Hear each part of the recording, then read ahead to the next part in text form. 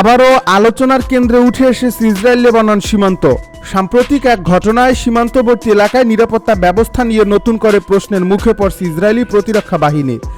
বিভিন্ন সূত্রে জানা গেছে, লেবাননের একটি সশস্ত্র প্রতিরোধ গোষ্ঠীর সদস্য ইসরায়েল সীমান্ত অতিক্রম করে দেশটির অভ্যন্তরে প্রবেশের চেষ্টা করেন এবং একটি পর্যবেক্ষণ টাওয়ারের কাছ থেকে ইসরায়েলি সেনাদের লক্ষ্য করে গুলি চালান। এই ঘটনাটি ঘটার পরপরই পুরো সীমান্ত এলাকায় সর্বোচ্চ সতর্কতা জারি করা হয় এবং নিরাপত্তা বাহিনী ব্যাপক তল্লাশি অভিযান শুরু করে। ইসরায়েলি সামরিক বাহিনীর দাবি, সীমান্তবর্তী মার্গালিয়াত এলাকার কাছাকাছি এই অনুপ্রবেশের ঘটনা ঘটে।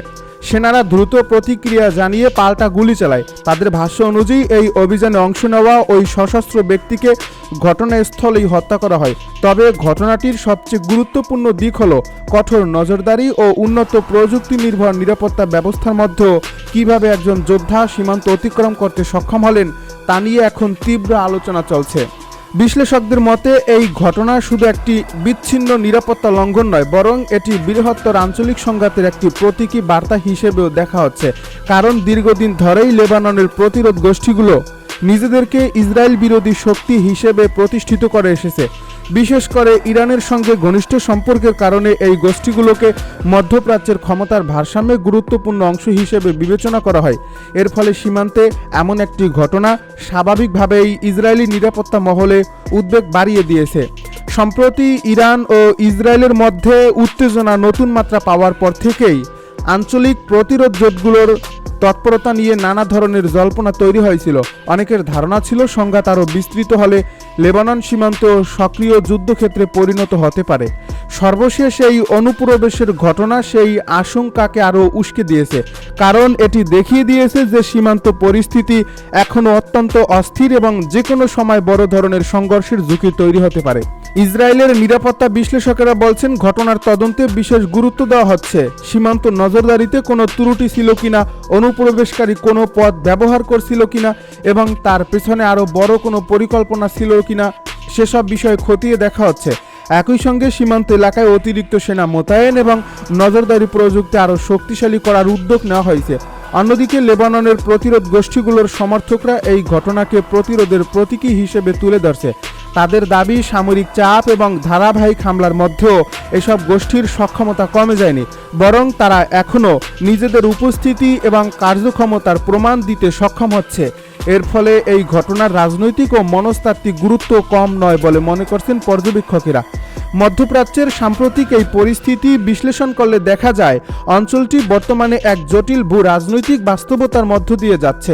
একদিকে ইরান ও তার মিত্র গোষ্ঠীগুলোর প্রভাব, অন্যদিকে ইসরায়েল ও তার পশ্চিমা মিত্রদের নিরাপত্তা কৌশলে এই দুই শক্তির প্রতিযোগিতা ক্রমেই আরও তীব্র হয়ে উঠছে। এর ফলে সীমান্তে ছোট একটি ঘটনা থেকেও বড় ধরনের উত্তেজনা সৃষ্টি হওয়ার সম্ভাবনা উড়িয়ে দেওয়া যায় না। বিশেষজ্ঞদের মতে, সীমান্তে সংঘটিত এই অনুপ্রবেশ হয়তো সামরিক দৃষ্টিকোণ থেকে বড় কোনো ক্ষয়ক্ষতির কারণ হয়নি, কিন্তু এটি নিরাপত্তা ও কৌশলগত দিক থেকে গুরুত্বপূর্ণ বার্তা বহন করছে। কারণ এমন ঘটনায় ইঙ্গিত দেয় যে প্রতিপক্ষের প্রতিরক্ষা ব্যবস্থার দুর্বলতা খুঁজে বের করার চেষ্টা অব্যাহত রয়েছে। একই সঙ্গে এটি আঞ্চলিক শক্তিগুলোর মধ্যে চলমান ছায়াযুদ্ধেরও একটি প্রতিফলন। ইসরায়েলের অভ্যন্তরে এই ঘটনার পর রাজনৈতিক অঙ্গনেও আলোচনা শুরু হয়েছে। বিরোধী মহলের অনেকেই প্রশ্ন তুলছেন, এত উন্নত নিরাপত্তা অবকাঠামো থাকার পরও কেন সীমান্তে এমন অনুপ্রবেশ সম্ভব হলো? অন্যদিকে সরকারপন্থীরা বলছেন, সেনাবাহিনীর দ্রুত প্রতিক্রিয়ার কারণেই বড় ধরনের ক্ষয়ক্ষতি এড়ানো গেছে। এর ফলে ঘটনাটি এখন শুধু সামরিক নয়, রাজনৈতিক বিতর্কের বিষয়ে পরিণত হয়েছে। এদিকে আন্তর্জাতিক পর্যবেক্ষকেরা সতর্ক করে বলছেন, মধ্যপ্রাচ্যের বর্তমান পরিস্থিতিতে যে কোনো সীমান্ত সংঘর্ষ দ্রুত বৃহত্তর আঞ্চলিক সংঘাতে রূপ নিতে পারে। বিশেষ করে ইরান, লেবানন, সিরিয়া এবং ইসরায়েলকে ঘিরে যে উত্তেজনা তৈরি হয়েছে, সেখানে প্রতিটি ঘটনা অত্যন্ত সংবেদনশীল। তাই সংশ্লিষ্ট সব পক্ষের জন্যই পরিস্থিতি নিয়ন্ত্রণে রাখা এখন বড় চ্যালেঞ্জ হয়ে দাঁড়িয়েছে। সব মিলিয়ে ইসরায়েল সীমান্তে এই দুঃসাহসিক অনুপ্রবেশের ঘটনা নতুন করে আলোচনায় এনেছে আঞ্চলিক নিরাপত্তা, প্রতিরোধ রাজনীতি এবং মধ্যপ্রাচ্যের চলমান শক্তির লড়াইকে। ঘটনাটি প্রমাণ করছে যে সীমান্তে আপাতত শান্ত পরিস্থিতির আড়ালেও উত্তেজনা এখনও বিদ্যমান, আর সেই উত্তেজনা যে কোনো মুহূর্তে নতুন সংঘাতের জন্ম দিতে পারে। তাই বিশ্বের নজর এখন আবারও মধ্যপ্রাচ্যের দিকে, যেখানে প্রতিটি পদক্ষেপ ভবিষ্যতের বৃহত্তর রাজনৈতিক ও সামরিক বাস্তবতাকে প্রভাবিত করতে পারে। মধ্যপ্রাচ্যের আকাশে দীর্ঘদিন ধরে জমে থাকা যুদ্ধের কালো মেঘের মাঝে হঠাৎ করেই দেখা দিয়েছে নতুন এক কূটনৈতিক সম্ভাবনা। একদিকে সংঘাত, প্রতিশোধ আর সামরিক উত্তেজনা, অন্যদিকে নীরবে চলতে থাকা আলোচনার টেবিল। সবকিছু মিলিয়ে এখন গোটা বিশ্বের নজর আটকে আছে ওয়াশিংটন ও তেহরানের দিকে।